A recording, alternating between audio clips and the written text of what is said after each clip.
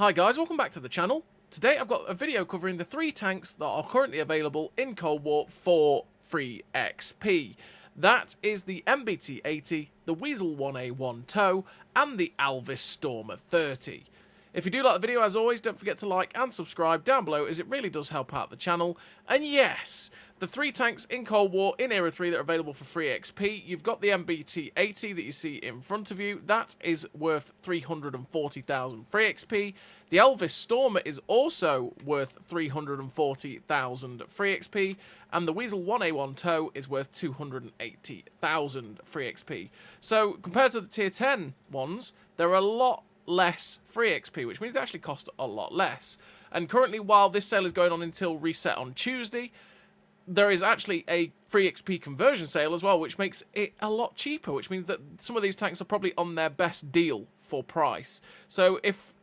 And the reason that I like these free XP sales is the fact that you can make your own discount. You can maneuver your own discount, which means you can get tanks for cheaper than generally if they just do gold discounts, because the gold discounts can generally be still pretty damn expensive. So if we're talking what I've got in terms of free XP, I've got 58,000 free XP. So if we're getting up to that mark around the 290 free XP area, we're talking about 7,300 gold probably to then go and unlock either the MBT-80 or the Alvis Stormer 30, which is pretty cheap for an Era 3 premium. And the fact is that they make absolute bank in terms of silver. So they are a pretty good investment, and it's why I like the free XP sales as opposed to the gold sales, because, well, gold sales, they go 30% discount. Your tank that was worth 18,000 gold is now worth 15 or something in that region. Maths, okay? Quick maths is hard. But you get my point. It's still that much money, whereas on the free XP sale that we've got at the minute, it's 7,000 gold. With my discount, with my free XP that I've got. For you, it might be less, because you might have 100k free XP knocking around, you know? But what we're going to do now is get into the MBT-80. So we're going to start with the MBT-80, because it's the only MBT in this, and then we'll go into the lighter tanks in terms of the Stormer and the Wiesel 1a1 Tow. So the MBT-80, a lot of people will know about this, because it was one of the Season Pass vehicles a wee while ago, and as a MBT in Era 3, it's a pretty average MBT. It can do no worse or no better than most of the MBTs in the area. It's got a nice gun. Penetration's a little bit low on the standard, but the premium pen is pretty good. You've got decent HE as well on this vehicle. The mobility's pretty good on it, but it's a bit sluggish to get there. The armour on it works well enough, but you've got a cupola on top and on the lower plate, which means that basically, if you're shooting at this thing, you want to be shooting it here in the lower plate or on this cupola. That's what you'll pen it, because the upper plate is actually pretty good, same as the turret front. This little hatch here as well is also decently easy to pen for most MBTs. But on the whole, you will bounce quite a bit in this vehicle if they don't aim their shots properly. And a lot of people do just run RBRT in Era 3, so it can be quite nice for that. You're not just an RBRT easy pen for most people. Also, when you've got ATGMs flying at you, this spaced armour on the side can be pretty good for you too, as the ATGMs like getting absorbed by that. So what do I run in terms of a crew and equipment with the MBT-80? Well, I run a fairly standard MBT crew. I run Born Leader, Rapid Reload, Sixth Sense, Steady Aim, Snapshot, Run and Gun, with Clutch Braking, Rapid Aim, and Track Mechanic. Track Mechanic because the tracks get blown off a lot, and a lot of tanks in Era 3 can perma-track you if you don't run Track Mechanic, so it's quite nice to run that in case I've already burnt my repair kit. Rapid Aim to make the turret traverse better, Clutch Braking to make the track traverse better, just generally making the things feel nicer on this vehicle, with all 3 gun perks to make sure this gun is as good as it humanly can be. And then in terms of equipment, I run the advanced loader, the gun stabilizer, and the traction system. And I run the gun stabilizer with all 3 gun perks on this MBT, because the gun handling on it isn't quite the level of a lot of the other MBTs in the area that some don't even have to run that, and they can just snap RBRT shots all the time on the move and hit every shot. The MBT-80 can't quite do that, but if you run the gun stabilizer and all 3 gun perks, this gun is still absolutely fantastic, like most guns in Era 3. The advanced loader to get the best out of the DPM, and the traction system to get that 76 km/h top speed, so that we have just that little bit faster. And also, it makes the track traverse better, which makes it not quite feel as lethargic on its tracks. But like I say, it tends to be a little bit sluggish sometimes to feel like it's going to get up to its top speed compared to other MBTs. So it's something to bear in mind that you do get 76 km/h, but generally you'll go between 70 to 76. In terms of the armour, like I say, it is pretty damn solid, and once again, for an Era 3 MBT, it would be nice to have an interactive armor viewer so I can tell you the exact areas where you can and can't pen. But generally, with this vehicle, if you're going to be shooting at it, you want to pen this lower plate here because that's quite easy to penetrate. Shoot this section here, and again, you will get pens through that, as well as shooting at the cupola. That is a fairly easy penetration as well. If you shoot the upper plate, likelihood is you'll get your shot absorbed. You might go through occasionally if you've got extremely high pen, but it a lot of the time will just bounce. Same as the turret front is quite nice for that too, unless you're going against some of the super high pen like a Belka 292, you know, that 900 pen area. But yeah, generally the turret front is quite nice. And like I say, this spaced armor here is actually quite good, and if you're firing an 80 GM at it, you want to aim for this back end, because likelihood is you'll set it on fire, but also you'll avoid the spaced armor where the 80 GMs will just end up getting absorbed and you'll do 0 damage with the 80 GM, so be careful of that when you're shooting at it. And in terms of the modules, that's where the engine bay sits in this vehicle. As you can see, it's all along the sides, it's all in the back end. If you get shot in that side area where those little module section strips are here or in that section there, even though it's got a 10% internal fire chance, as you're seeing here, don't believe it, it gets set on fire quite a lot, which can be super duper frustrating for the MBT-80. The ammo racks, again, it gets its ammo rack damaged and its lid popped all the time. The ammo racks are everywhere. Absolutely everywhere in this MBT-80. It likes getting its ammo rack damaged. If it gets shot anywhere near the front end, in the back of the turret, your ammo rack is damaged, which, pain, pure pain. And that's where the crew sits in the MBT-80. So what about the statistics of the MBT-80? So with the setup that I've got, we've got a 76.12 km/h top speed, a 42.46 km/h reverse speed, 1500 horsepower engine, which is 22.3 horsepower per ton ratio, which means you hit that 76 kilometers an hour eventually, because for some reason this tank does feel that little bit more sluggish than some of the other MBTs, but you do hit that 76 kilometers an hour. Generally, like I say, the mobility you're going to be getting is between the 70 to 76 range. 42 km/h reverse speed, by the way, is absolutely fantastic for an MBT, so we'll take that. 10% internal fire chance, like I've said, feels like a lie. It likes getting set on fire. 35.97 degrees a second on the hull rotation speed means the tracks do turn okay. For an Era 3 MBT, a lot of them, unless they're Leopards, tend to turn a lot quicker than that, but still 36 degrees a second is nothing to sniff at. Ground resistances are actually not that great for what is an Era 3 Premium. A lot of the time they're way below 1.5 on all of them. So yeah, that could be a factor in terms of the sluggishness of the feeling of this tank. 570 meters of view range means that you can spot for yourself quite well in the MBT-80. 48.65 degrees a second on the turret rotation speed means that it does turn its turret way quicker than its tracks, which is lovely. 0.51 accuracy during rotation with a 1.24 accuracy during movement is really good as a pair, which means the aim circle doesn't bloom out much at all, but compared to a lot of the other MBTs in the era that aren't the 140mm plus guns, it's not actually that good. In terms of statistics, you look at it and go, that's great, but a lot of tanks in Era 3 are going below 1 on movement and below 4 on accuracy during rotation, which means that they don't need any help. And that's without a gun stabilizer and stuff like that, so they don't need actually that much help at all with their gun. Whereas this tank needs the help to get it to that section, to that point with this gun. You got 10 degrees of gun depression, which is really flexible on a ridgeline, which is great for the MBT-80. A 1.84 second aim time means this gun does aim in super quickly if it does bloom out a little bit, which it doesn't bloom out that much at all. 0.21 accuracy at 100 meters means it is pretty accurate as well. With a 5.32 second reload, that's nearly 6.2k DPM, which is quite nice for the MBT-80. You got 515 penetration on the standard APF SDS, with 680mm of penetration on the premium APF SDS, 310mm of penetration on the HE, which means this HE rounds can actually be quite good, especially if you've got the rear of a lot of MBTs, and you can up your damage to 680 as opposed to your 550 alpha on the standard rounds. You got 1550 meters a second shell velocity on the standard APF SDS, with an extra 40 meters a second shell velocity on the premium, which means the velocity is not a real difference between the two, and it is pretty damn nice velocity for shooting at range. But note, if you load the HE, you've got 660 meters a second shell velocity, and that is very poor, very slow, and you will notice a massive difference between the two rounds, or the 3 rounds I should say. And in terms of the silver earn rate, it is a 155% silver earn, which is in the middle of silver earns generally, and it does make very good silver. It does make very nice silver, as a lot of Era 3s do, which is good for the MBT-80. But yeah, that's the crew and equipment, that's the statistics, the modules, the armor layout for the MBT-80. Like I say, it's just a pretty average Era 3 MBT. It can do well for itself, it will struggle in certain situations. On the whole, it can be okay. So what I'm going to do now is send you into the replays where you can watch this tank in action, see how it handles, and just see if it's a bit of you or not. So as always, I'll see you in the replays.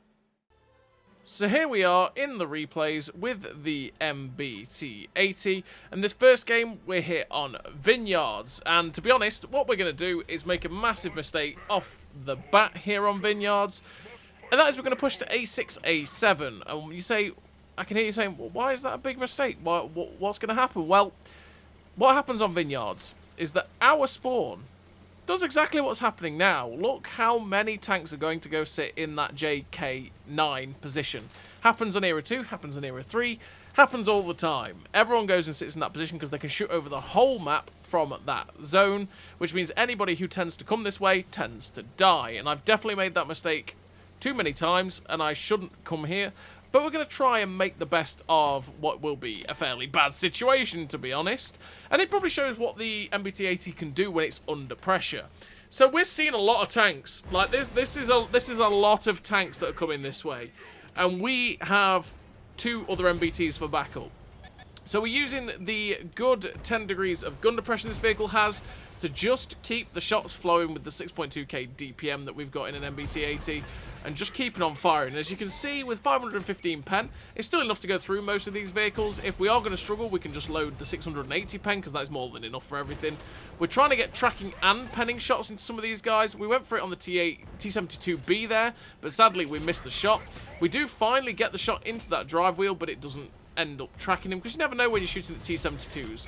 They're kind of the same as the T80s. If you're shooting through the drive wheel, you're quite likely to set them on fire, which is what we're going for with the 640 as well, the Black Eagle here, but we're not quite finding those shots that are setting him on fire. We are finding the shots to pen him, which is what we'll take, but you can see the situation is starting to become dire.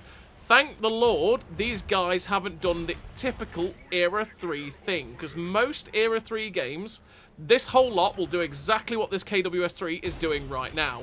They will all full send, and we'd just be dead in the melee of tanks. But thankfully, they're all being a bit hesitant, which has given us time to keep the damage flowing. We're just trying to get guns out the game, so we were focusing down the KWS3, but he gets shut down, and here we go. There's 3 of us against what is the majority of the enemy team. This is possibly not going to go well, and we're just keeping the damage going. Guns out the game, focus tanks down, because the more guns we get out the game, the more chance my team has in general of winning this. So Mr. Marder 1A3, I know that I'm going to die here. That misses? Okay, sure.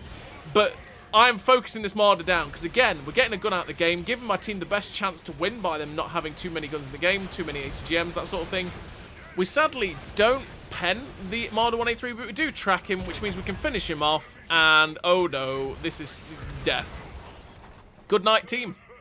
But we managed to hold up a lot of their vehicles, get rid of quite a few, and hold them enough for our team to get around behind them and finish them off. And we finished with the victory, 2 kills, 8.8k damage, the 1408 base XP, which is a pretty nice game for Nigel here with his little MBT-80, because he's nearly as tall as the tank. 2,600 assistance, the sniper medal with 3.5k blocked as well, by the way. Like I say, the armor on the MBT-80 can work. As long as they're not hitting the lower plate or the cupola, you will bounce quite a bit, and with the tendency in Era 3 is that people will just YOLO about at their full 80, 90 kilometers an hour RBRT in shots, so if they're not aiming properly, you will manage to ricochet shots, as opposed to being in something like an AMX-32, an AMX-40, some of the T-80s, some of the T-72s are like that, you can just RBRT their 700 pen round and guaranteed pen you, whereas you can't quite do that in the MBT-80, which is quite good for it.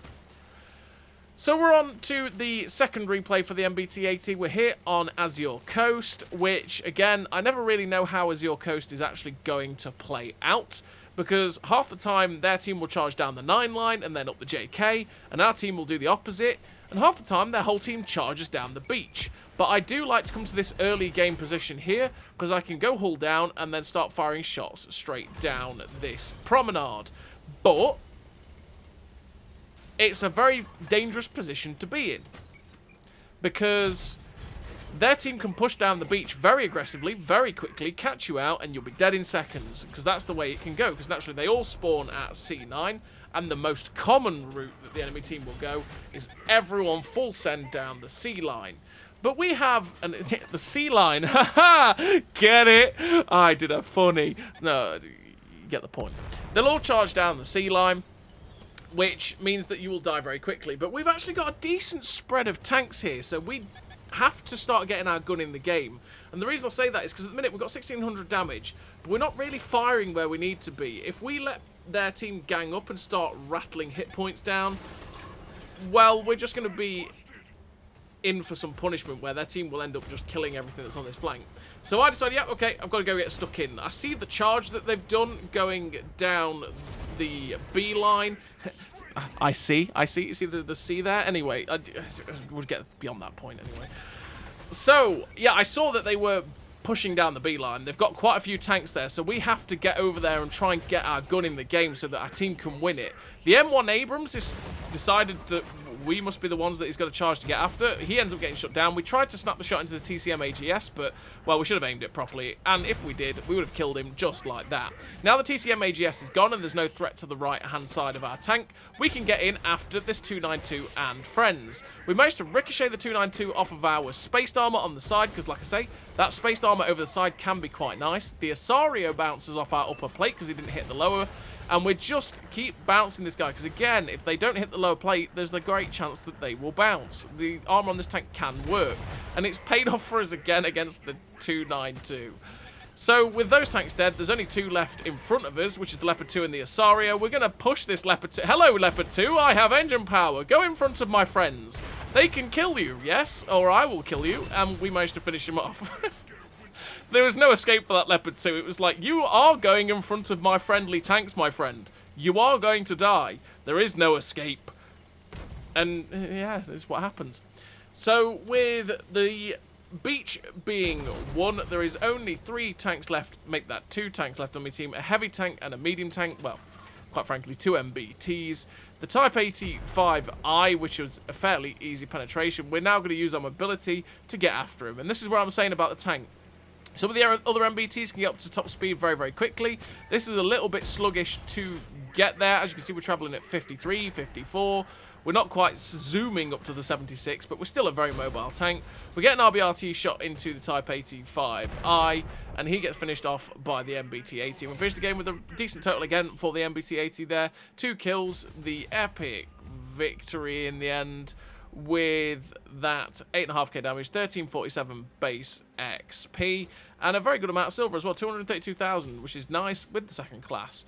And that's the MBT-80, a pretty all-round MBT.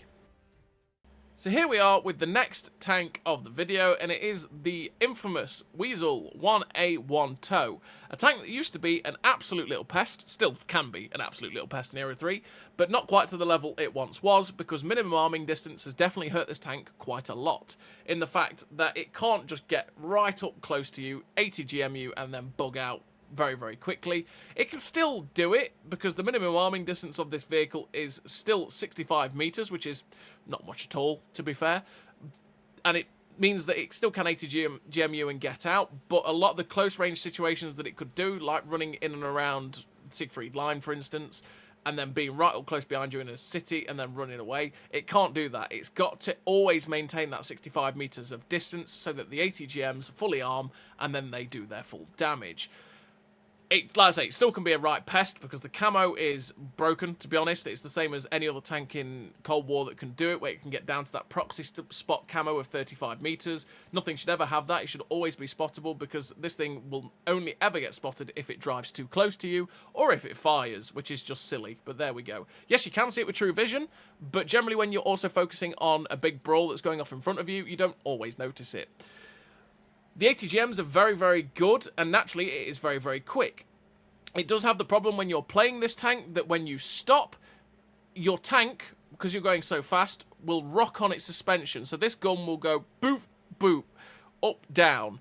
And that means that if you pull the trigger too soon, a lot of the time you will fire straight into the floor, so you've got to be careful of that. Same as shooting straight up into the air.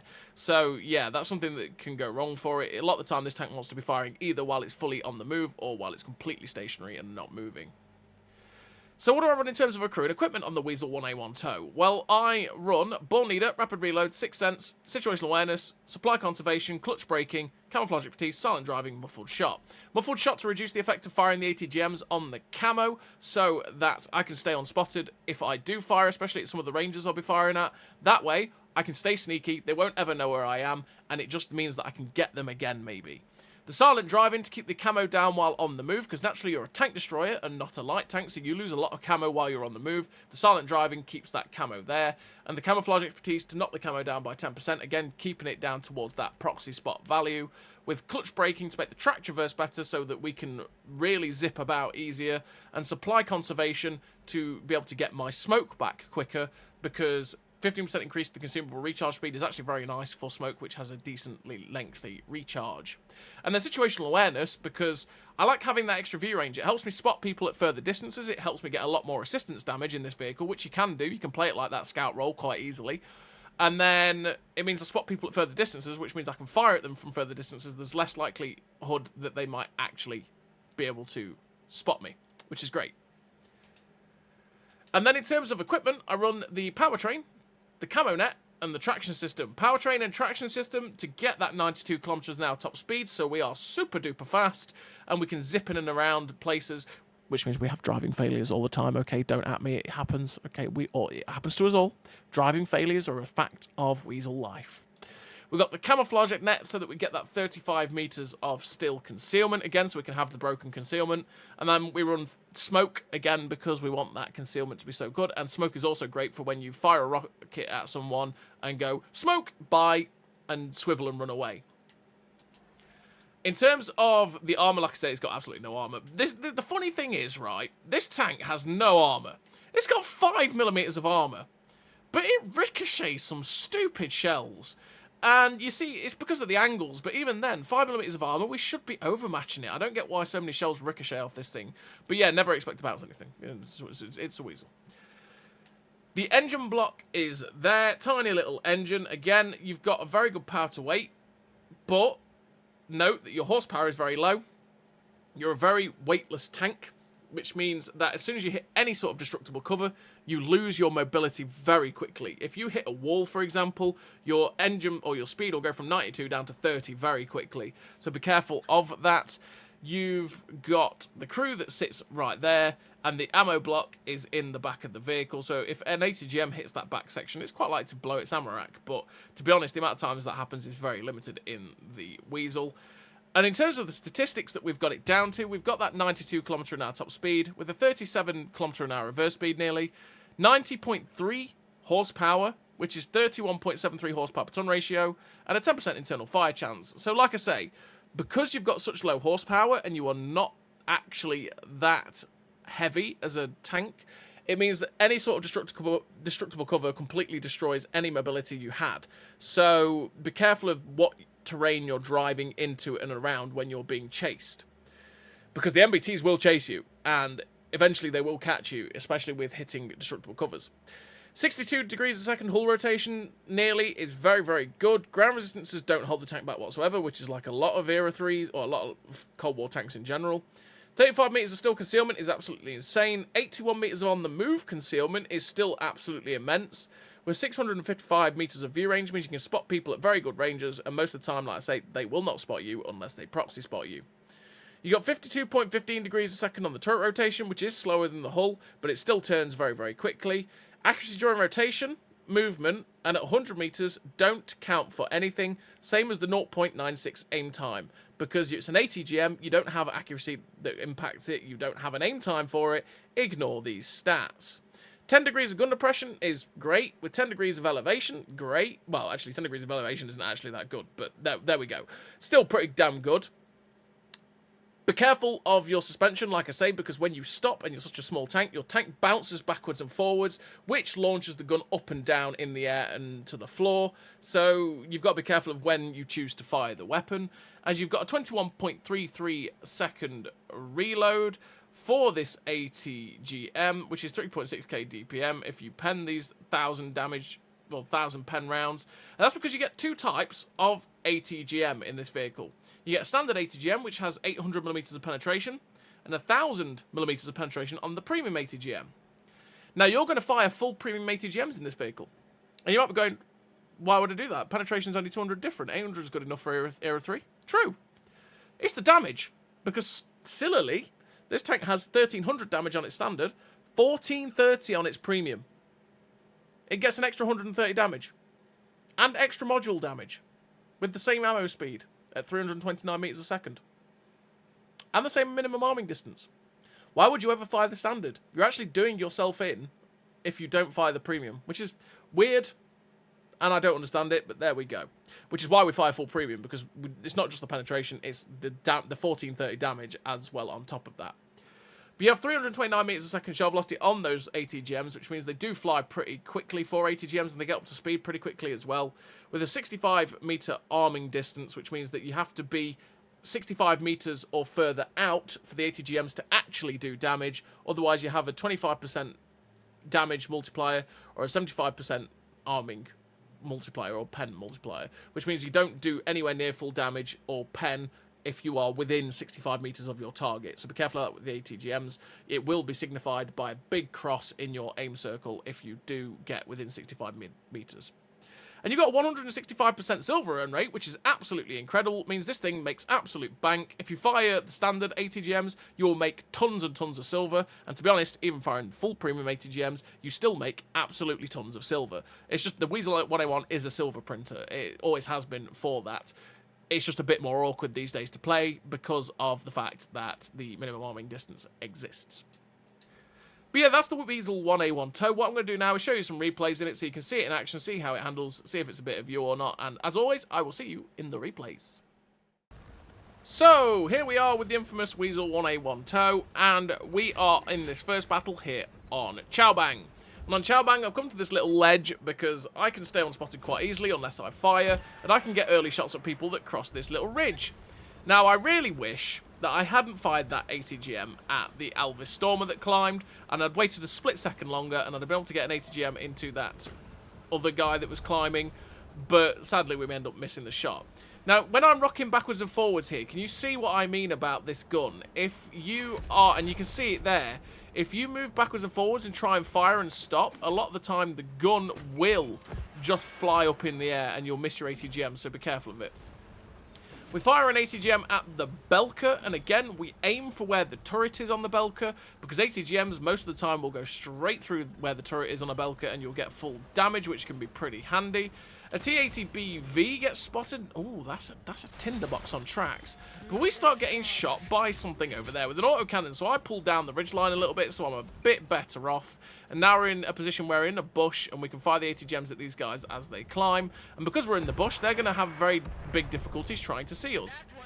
We fire an ATGM at the T-80BV, and you could see what I was trying to do with that ATGM. It was never really going to hit. We should have waited a bit longer. But I was trying to aim above what was a little thing above the rice paddies, because those take ATGMs, same as they take HE and HESH shells. That thing there, what I think is an aqueduct for water, I think, that's above the rice paddies, they do take ATGMs. You've got to be careful of firing at those. And I was trying to aim above those at the T-80BV, and it didn't work. And in the meantime, with me babbling, we've managed to get shot into the Belka, and this is what it's like for us in the Wiesel, where we've got to take our time, just keep our eye on where the next target is, and then launch that ATGM for it. Because we get it straight through that Leopard there for 1455, and the ATGMs reload back into this vehicle very, very quickly, so you're not out of the fight for very, very long, and you can really tick up the damage quite quickly.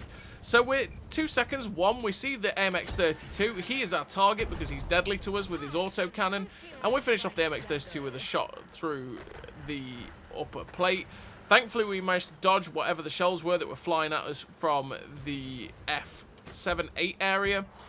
The Leopard 2A5 is running away, but oh, hello, Mr. KWS3. He has absolutely zero idea I'm here. We stay stationary so that we're guaranteed to get the ATGM in. And because of the angle we were shooting at him there, we only do 459 as we hit the upper plate, and it meant that we only penned so much of his spaced armor, meaning that we did very, very little damage in terms of what a full pen could have been. We probably should have actually shot at the upper plate or the turret roof there at the angle we were shooting down on, and that way we probably would have actually got a bit more damage. But, yeah, sad times. So we went for the shot into the Leopard at the back. That was a bit of a mistake. You've really got to pick and choose where you're firing this gun, because that guy was quite clearly in a position where he could get away from us, and he did. And now we've got a T-72B in front of us. So the ATGM's loaded. We're going to aim for that lower plate, but we don't aim low enough. With ATGMs, especially if you're trying to hit a lower plate of a tank that's moving, you've kind of got to aim a little bit lower than the ATGM, especially if you're firing at close distance, because the likelihood is it'll do exactly what it did there, because it was firing down. It hit the upper plate of the T-72B, which hit the ERA, and so it didn't do anything, which, sad times. We're up to 5.7k damage, 1727 assistance. We see the 2A5 at the back. This time, surely, get out the game, Mr. 2A5. Up to 6.6k damage, securing our second kill of this game. And I need to move now. I'm not really going to get much else because of how close we are to the tanks at H5. But we end up seeing the MX-32. We can't quite find a shot at him as he's pulled into his smoke, which I was quite disappointed about. I was hoping he'd pull back and stay there. So we're going to go after the Belka and what is a Wiesel in front of us as well. So you can see the Wiesel moving in the true vision. I keep an eye on him and think, nah, I'm going to go after Mr. Belka over here instead. So we see Mr. Belka. We keep moving. Oh, no, Marder. And we fire and hit the ground. And you might be going, where did that ATGM go? Well, that's what I was talking about. I fired when I was still on the move in the Wiesel. And then I stopped just after I fired. Literally a split second after I pulled the trigger. Which meant my ATGM actually hit the floor. Because my tank bobbled and the gun hit the floor for a split second. So the ATGM flew into it. Again, you have to be really careful about when you fire this tank. If you're going to fire this gun while on the move, you have to keep moving. If you're going to fire this gun while stationary, do not move. Otherwise, a lot of the time, your shot will probably end up missing and pain. Okay, that's just what you have to do with the Wiesel. So we finished that first game with the Wiesel with the pretty decent damage total there. We finished with the victory, 3 kills, 6.9k damage, 1727 assistance, 280,000 silver, the third class for that 1441 base XP. Pretty decent game for a Wiesel in Era 3. Fairly average game, realistically, if we're honest. And it showed off what it can do. It showed off a little bit of the awkwardness as well with having the minimum arming distance, but also the bobble in the gun. And just the way you've got to play it these days. Because back in the day when it first came out, you probably would have been just running around like an absolute lunatic. Probably blown up on the rice paddies, because rice paddies are the most dangerous thing in this game, clearly.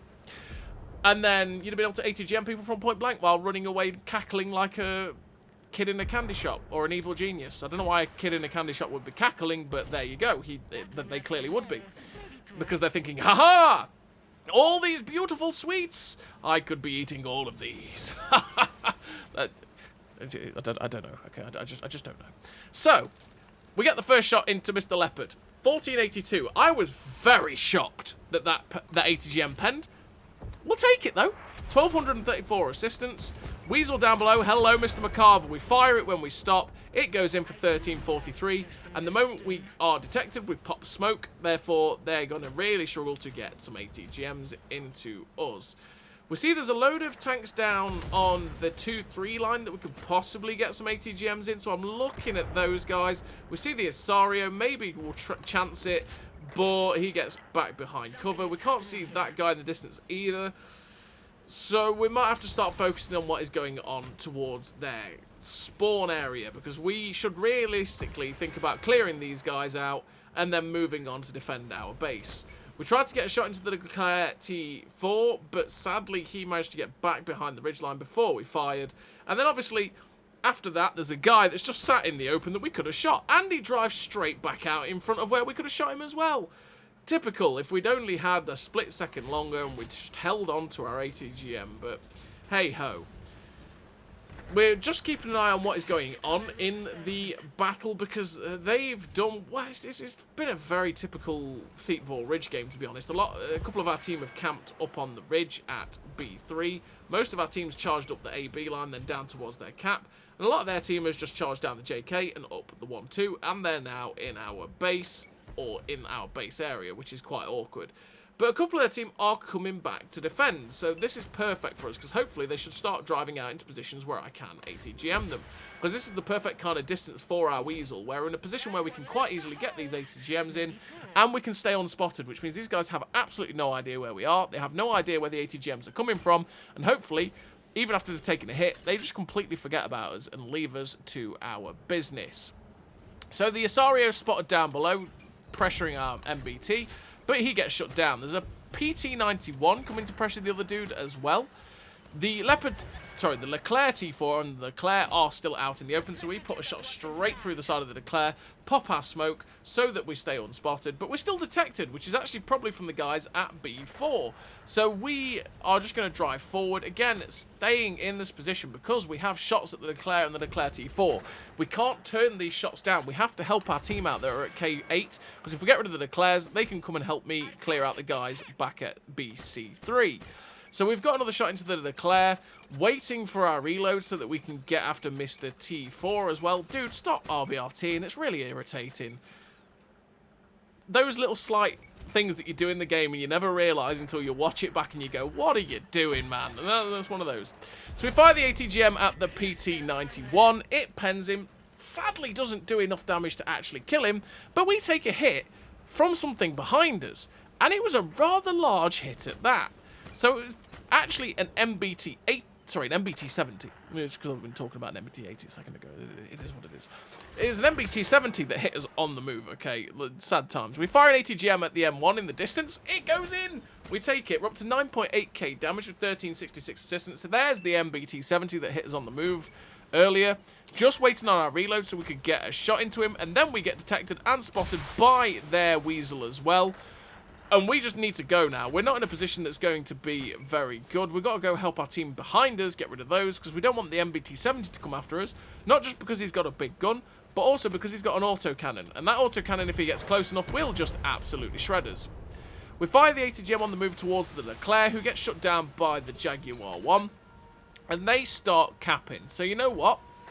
I'm going to go get in and try and get after whatever is in our cap. But as I'm going that way, we find a Belka and an M1, so I'm looking to see if I can find any shots into these guys. We fire the ATGM at the Belka, it goes into the back of him, we pop smoke, and then try and get out of dodge. You saw the effect of hitting a tree there. As soon as we hit the tree, the tank went, oh, no, I can't do that. But then we can get going. We get hit on the move by the Belka, which is a sad time, because that thing shouldn't be quite as well good at hitting on the move, but okay. But we're now being chased. There's two tanks left. There's a TD that's on our team and me. The other TD is currently being swamped by theirs. So all we can do generally is just run. Run for our lives. And hope that we can get towards the cap, get a bit extra damage, and yeah, generally see what we can do in this game. Because I'm looking at it going, I don't think I even have enough ATGMs to possibly win this game. But maybe we can eke out extra bits and bobs. So we're 11,242 damage, and there is a guaranteed tank in the cap that we can get some free damage on. And we're still being chased. We're just hoping to outrun them, but MBTs be MBTs, and a lot of the time they are still as quick, if not a slight bit slower than us. And we get hit by the heavy tank that's at E4 anyway. So we see the Leclerc. Hello, Mr. Leclerc. He has absolutely no idea what's coming for him. Fire the ATGM on the move and kill him. So what I'm going to do now is try a feint. I'm going to run this way towards the A-line in the hopes that they see where I was going and think, okay, he's going down the A-line. Since we're still at the bottom of the hill, we'll go up the 4 line and try and cut him off. And that way I can run back from whence I came, because I don't think they'd expect that. But in fact, the Wiesel's still coming this way. I'm thinking, well, okay, Mr. Wiesel's quick enough. But the Belka from earlier is still here, which means that I can't use that runoff, which is pain. And the Belka hits us on the move too, and finishes us off. Sad times for us. And we finish with the defeat. And very good damage total in the end for our Wiesel. The 1 kill, 11,547 damage. The defender, the high caliber, for that 813 base XP. And that's the Wiesel. Sneaky run and gun ATGMer. So here we are with the last tank of the video. It is the Alvis Stormer 30. And it's a tank that I really enjoy playing in Era 3. It really is a fun little light tank. And that's because it has the meme that it goes forwards as fast as it can go backwards at 88 kilometers an hour, which is great. The ATGMs hit hard. The Bushmaster isn't that great, to be honest. It doesn't work very, very well. kind of like it doesn't on the Bradleys and other tanks that run the Bushmaster. It can still be a bit of a pain as it's not that good. But the ATGMs are great, the mobility is great, the camo's pretty good on it. The one thing that it does suffer from is similar to the Wiesel, that it is a pretty light vehicle with not the best horsepower in the universe. So if you're being chased down by an MBT, which happens quite often, you will struggle if you hit destructible cover because it will slow you down, and you're also fairly sluggish off the mark, whereas a lot of MBTs are very quick off the mark. So if they are chasing you and you don't start moving before you realise it's chasing you, a lot of the time they will chase you down, they will hit most of their shots on the move, and they will get rid of you. And it happens all the time. A lot of the time they see you, they go, "Ooh, light tank, I must kill." And they will chase you even into their death, chasing you into like 6 or 7 or 8, 10, 9, 10, 12 tanks. And they will die for it, but a lot of the time they'll take most of your hit points and kill you, because it's a very light tank problem in Era 3 that the MBTs rule the roost in terms of mobility and stuff like that, even if you are a light tank and they come and murder you. But you have the ability to be that tank destroyer kind of thing, where you launch the ATGMs and blow them up, which is glorious. And like I said, I really enjoy the Alvis Stormer 30. It is one of those vehicles that you do enjoy taking out occasionally, and it can be a really good time.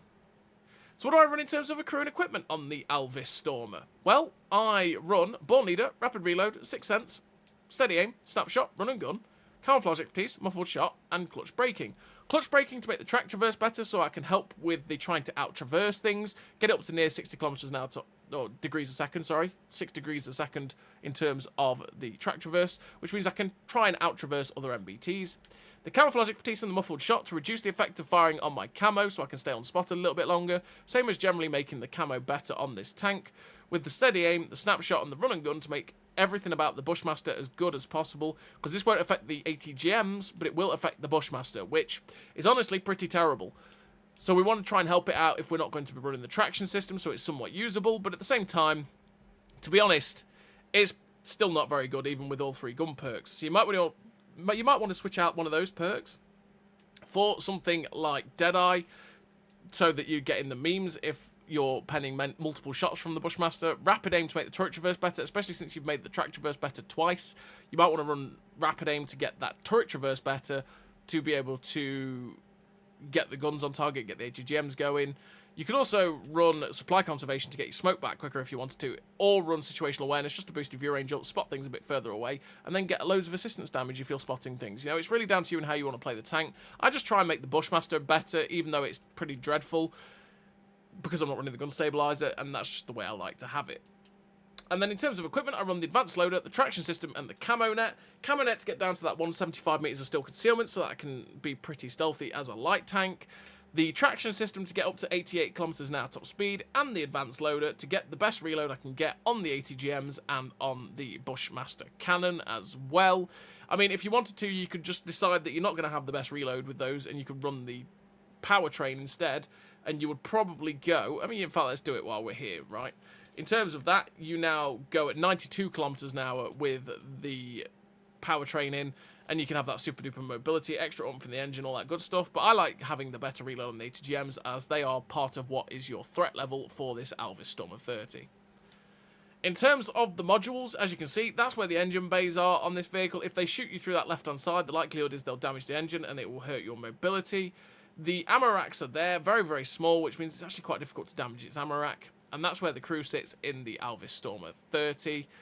And in terms of the statistics of the vehicle, we've got an 88 km an hour top speed, an 88 km an hour reverse speed, 250 horsepower engine, which is 19 horsepower per ton ratio, which means we're slightly sluggish off the mark. And because we've only got 250 horsepower, yeah, it can be sluggish. And a lot of MBTs, if they catch you cold, will just outrun you very, very easily. So you've got to be careful of that. But if you need to get out of dodge and just run backwards, you can do that at the same rate you can go forwards, which is hilarious, but there we go. 10% internal fire chances on the low end of fire chances. It doesn't really get set on fire that often for me, which is nice. Nearly 60 degrees a second on the hull rotation speed is pretty good. It means it turns on its tracks pretty quickly. Ground resistances don't hold the tank back whatsoever.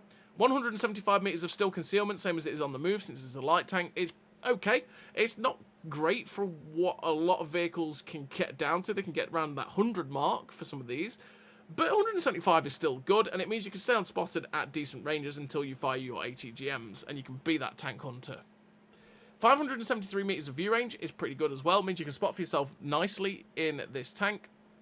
52.15 degrees a second on the turret rotation speed is slower than the tracks, so bear that in mind that the turret doesn't quite keep up with the tracks if you're not careful.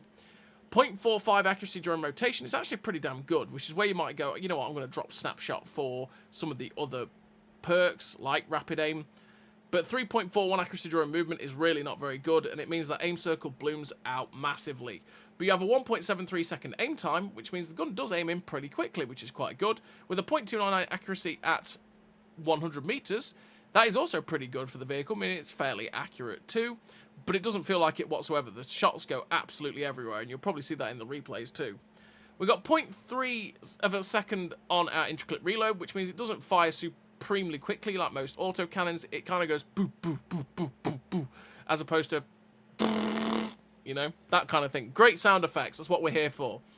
But yeah, so it's not the fastest firing autocannon in the universe, but still, it fires pretty quickly. 27.03 second reload is 5k DPM apparently if you fire all those shells, but to be honest, most of the time, the MBTs, if you're trying to use that Bushmaster, will end up just murdering you. What you want to be doing is hitting them with the ATGMs, and then if they've got 100 hit points, you can finish them off with the Bushmaster.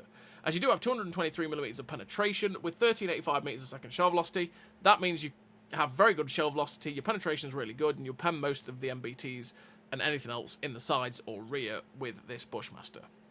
You also have the ATGMs, which is 18.82 second reload for the clip, as it is a double shot ATGM with a 12 second intra-clip reload.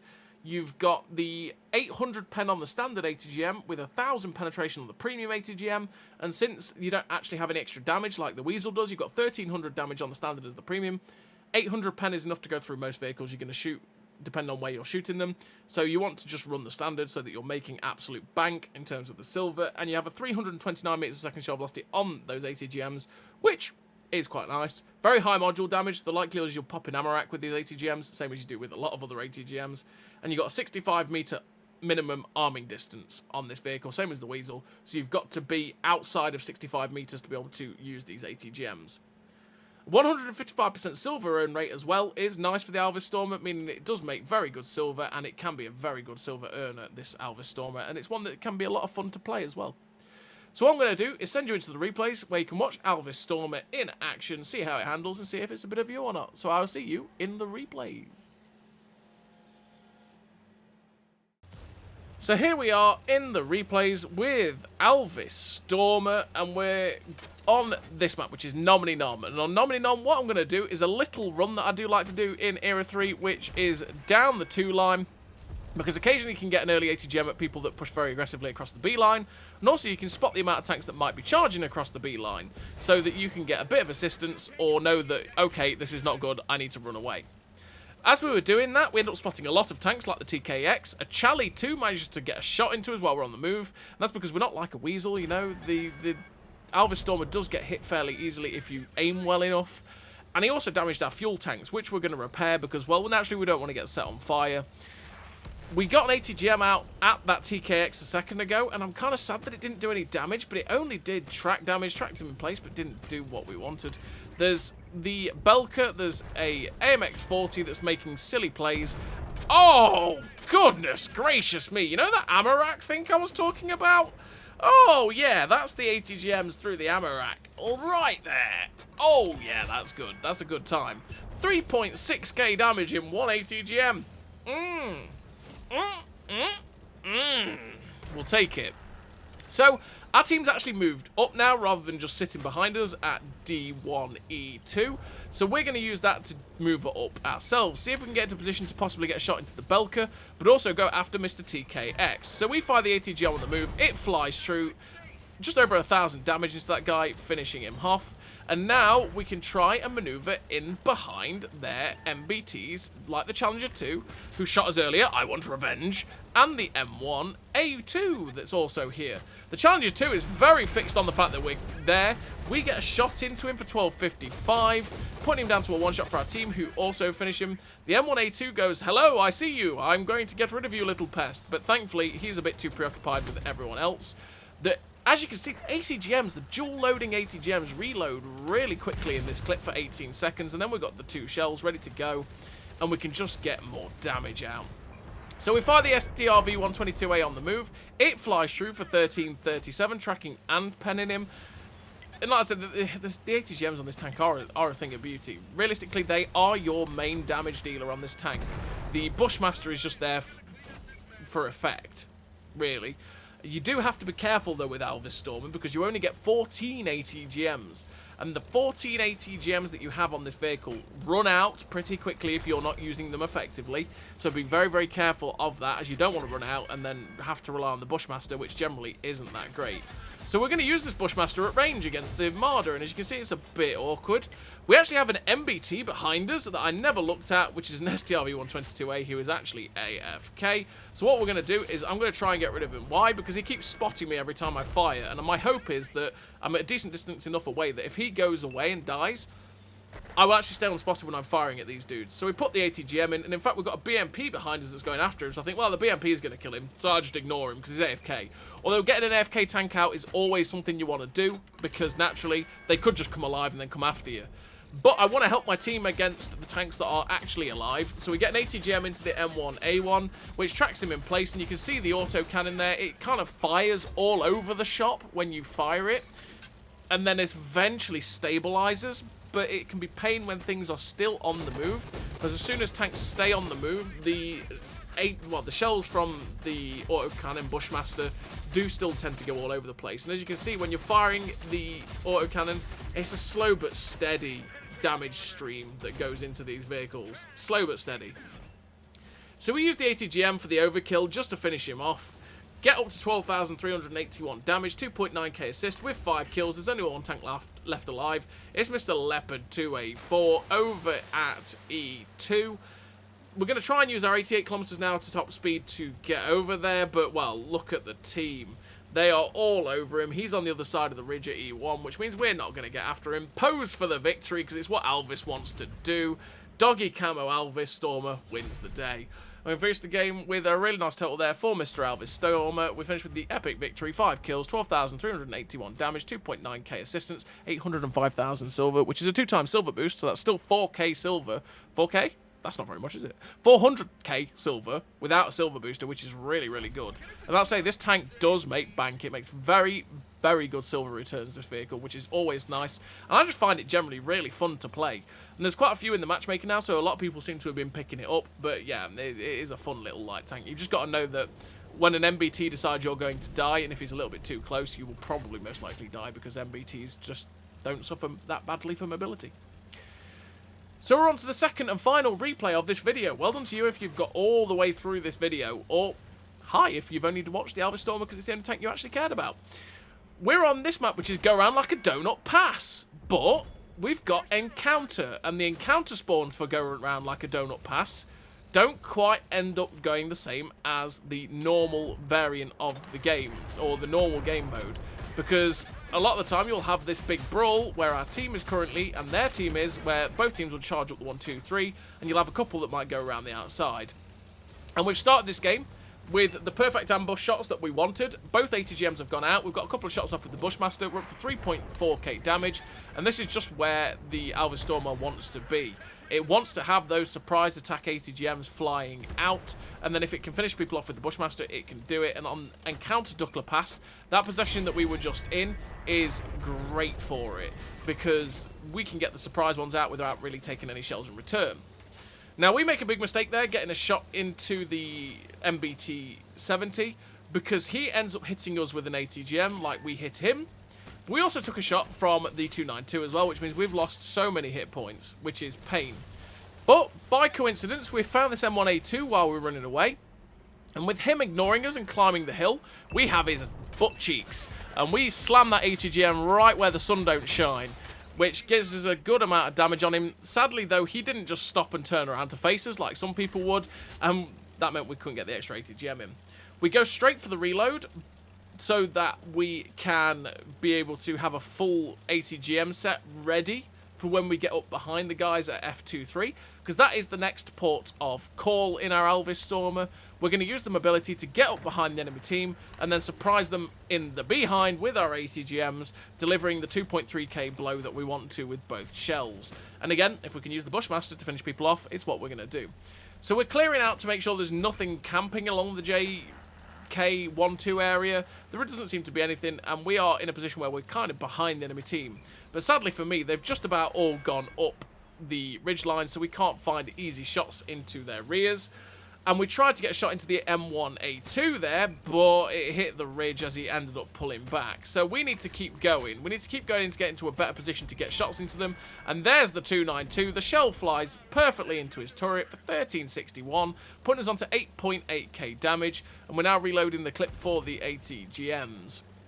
So, with the 292 dead, there's the M1A2 that we were shooting at earlier on. We're actually going to be behind these two TDs. So, we're going to get up behind the Type 89, slam him with an 80 GM, finish him off, and then once our intro clip is done, we can get another shot into this Belka, and then progress on to try and still get rid of whatever is left. So the Belka's realised a little bit too late. We slammed the shell into the midsection, which is what we were aiming for. It pops his lid for 2k damage, because we know the Belka's ammo rack is in and around that turret section. So if we aim into that middle section like we did, there's a likelihood we could pop it, and we did! We get rid of Mr. Marder 183 as well, which is a dangerous proposition of a tank to go after, because his auto cannon shreds us very easily. But because he was low enough hit points, I was confident to be able to kill him before he took too many of our hit points. We fire an 80 GM towards the MX-32, but he gets finished off, and there's only one tank left on the enemy team. It is this McCarver. And again, this is where I've got to really try and keep myself in a position where I can shoot the McCarver, but also keep myself outside of that 65 meters of arming distance. Smoke's making it a little bit awkward. He ends up charging over. We fire the 80 GM in a second. Come on, can we do it? Yes, we can. Secure the final kill of the game for only like 12 damage. Sad. But we score our 5th kill of the game. We finish the game again with a really great total there for Mr. Alvis Stormer. The epic victory, 5 kills, 12,350 damage, 580 assistance, 745,000 silver, the high caliber with that 1581 base XP. A really great game again for the Alvis Stormer, which is absolutely a damn solid tank to play, and it will make you lots and lots of silver. So as always, everybody, thank you very much for watching. I'll see you next time.